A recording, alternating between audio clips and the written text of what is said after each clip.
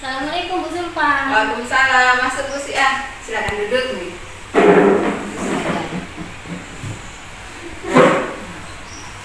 Apa kabar Bu Zulfa? Lagi sibuk ya? Saya mengganggu tidak nih? Saya ingin bercerita sedikit nih Bu Zulfa. Oh gitu ya Bu. Alhamdulillah baik kabar saya. Saya lagi meriksa RPP saya ini. Oh itu ya Bu ya. Sepertinya Ibu bisa berbagi cerita dengan saya. Kita bisa diskusi. Kebetulan yang Ibu lagi kosong kok. Iya Bu, benar. Saya ingin bisa berdiskusi. Begini Bu Zulfa, saya bingung dan saya kecewa Bu karena banyak siswa yang tidak mengerjakan soal. Gitu ya Bu Siah. Kita bisa berdiskusi sekarang. Saya siap mendengarkan cerita Ibu. Tapi sebelum kita lanjutkan diskusi kita, kira-kira apa yang Ibu harapkan dari diskusi kita ini nanti? Apa tujuan diskusi kita? Tujuan yang saya harapkan ya Bu, saya ingin mendapatkan solusi atau jalan keluar dari permasalahan saya. Gimana ya Bu ya? Baik Bu Siah. Coba ceritakan tentang permasalahan Ibu. Bagaimana keadaannya atau apa yang Ibu rasakan. Mudah-mudahan nanti kita dapat mencari solusinya. Begini Bu, apa ini semua pelajaran saya saja ya Bu? Atau ini juga yang dialami oleh guru-guru lain? Kenapa ya? Anak-anak itu walaupun sudah saya ajarkan materinya dengan baik, sudah dijelaskan, tapi saat diberi tugas masih banyak juga yang tidak mengumpulkan tugas. Saya jadi merasa kecewa Bu. Oh gitu ya Bu Siah. Keadaan itu membuat Ibu kecewa ya. Jadi bagaimana selanjutnya? Apa yang Ibu inginkan? Iya Bu, saya kecewa dan bingung sekali. Kira-kira bagaimana ya supaya anak-anak mau mengumpulkan tugas saya? Oke, kalau saya lihat dari permasalahan Ibu ya, sepertinya anak-anak itu motivasinya kurang. Bagaimana menurut Ibu? Sepertinya iya Bu, hampir 10% anak-anak tidak mengumpulkan tugasnya. Padahal pembelajaran sudah tatap muka. Tapi masih banyak juga siswa yang tidak mengumpulkan tugasnya. 10% ya? Wah, cukup banyak juga Bu. Iya, benar kan? Sekarang kan pembelajaran sudah tatap muka, bukan daring lagi ya. Seharusnya anak-anak sudah mengumpulkan tugas semua ya. Nah, dari cerita Ibu tadi ya, coba ceritakan juga bagaimana proses pembelajaran yang Ibu lakukan. Begini Bu Zulfa, selama proses pembelajaran saya merasa sudah sesuai dengan RPP. Semua langkah-langkah pembelajaran sudah saya lakukan, mulai dari tujuan materi hingga pemberian tugas. Saya juga menggunakan media pembelajaran berupa video pembelajaran. Saat pembelajaran sepertinya siswa sudah mengerti, tapi saat diberi tugas ternyata masih banyak siswa yang tidak mengumpulkan tugas. Seperti itu ya Bu. Saya mengerti dengan keadaan ini pasti sangat mengecewakan ya Bu. Nah, dari pembelajaran yang Ibu lakukan, kira-kira apa yang lebih membuat anak-anak antusias dalam belajar? Sepertinya saat menyaksikan video pembelajaran Bu, tapi kalau kegiatan menulis atau teori mereka sepertinya kurang semangat. Berarti anak-anak lebih antusias ya jika menggunakan video pembelajaran ya. Oke, sekarang bagaimana untuk pemberian tugasnya? Bagaimana tekniknya Bu? Mereka saya beri LKPD Bu, lalu mereka menjawab soal-soal yang ada di LKPD itu. Oh iya.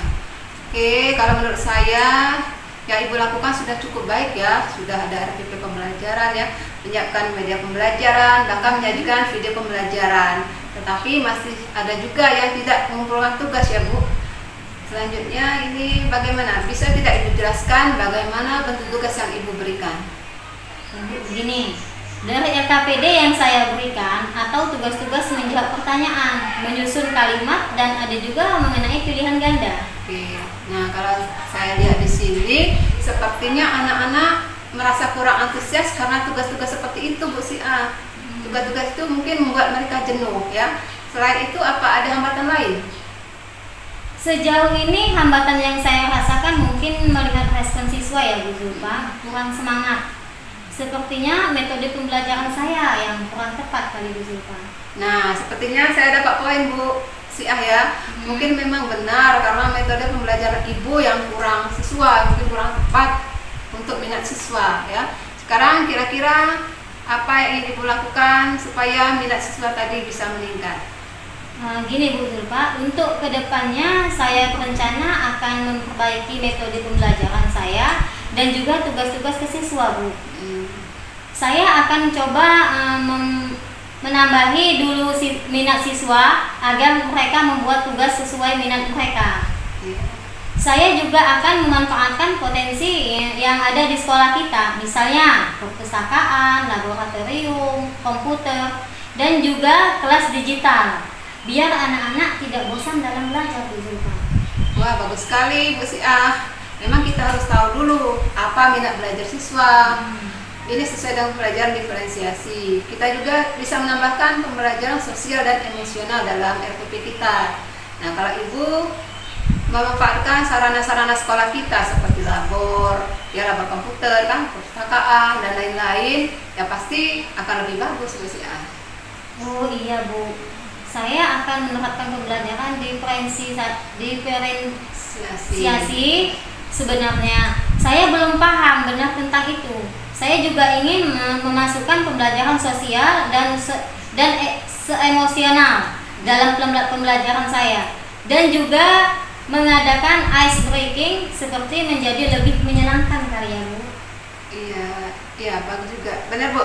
Begini ya, Bu Siah. Rencana Bu Siah tadi cukup bagus ya. Kalau mengenai pembelajaran diferensiasi tadi ya, dalam pembelajaran diferensiasi itu tugas yang kita berikan dapat berbeda-beda sesuai dengan minat siswa. Bisa dalam bentuk tulisan, video, puisi, gambar atau poster dan lain-lain ya. Nah, untuk pembelajaran sosial dan emosional ada beberapa teknik yang bisa kita terapkan. Salah satunya yang paling mudah atau paling umum diterapkan itu teknik stop. Itu juga bisa diterapkan. Nah, tapi bagus sekali rencana Bu Siah ya. Nah, dari diskusi kita ini, langkah-langkah apa yang ingin Ibu lakukan? Sepertinya yang pertama yang akan saya lakukan mengenai refleksi dulu terhadap pembelajaran yang telah saya lakukan. Lalu saya akan menyesuaikan metode pembelajaran saya. Saya akan menerapkan pembelajaran berdiferensiasi dan memasukkan pembelajaran sosial, emosional dalam pembelajaran saya. Saya juga akan mengadakan ice breaking agar anak-anak tidak jenuh. Wah, bagus sekali Bu Siah ya, rencananya bagus. Nah, selanjutnya apalagi yang Ibu harapkan dari diskusi kita ini? Apa komitmen yang Ibu inginkan? Komitmen Ibu selanjutnya? Komitmen saya yaitu untuk mengoreksi diri dan menyesuaikan pembelajaran saya, baik metode maupun tugas-tugas yang saya berikan agar sesuai dengan minat siswa, Bu. Oh ya, luar biasa sekali Bu Siah ya. Lalu kira-kira siapa yang Ibu harapkan dapat membantu Ibu mewujudkan komitmen itu? Saya harap dukungan dari teman-teman sejawat untuk mendukung saya dan mengingatkan saya agar akan komitmen saya nantinya, Bu. Wah, bagus sekali Bu Siah. Saya dan teman-teman pasti siap mendukung. Kita saling berbagi dan saling mendukung ya Bu. Namanya kita teman kan? Itulah namanya teman. Sekarang bagaimana perasaan Bu Siah? Terus terang saya jadi lega sekarang, Bu. Saya merasa ada teman berbagi dan dapat mendukung saya untuk dapat lebih meningkatkan pembelajaran saya. Ya, alhamdulillah Bu Siah. Saya juga senang dapat berbagi dengan Bu Siah. Saya juga belajar dalam hal ini ya. Dan pastinya dengan berbagi cerita kita bisa terlepas dari beban pikiran kita, Bu Siah. Iya, Bu. Saya jadi semangat sekarang. Saya juga berterima kasih atas waktunya Ibu sudah mau berdiskusi dengan saya. Pikiran saya jadi terbuka sekarang. Saya sudah menemukan solusi dari permasalahan saya, Bu.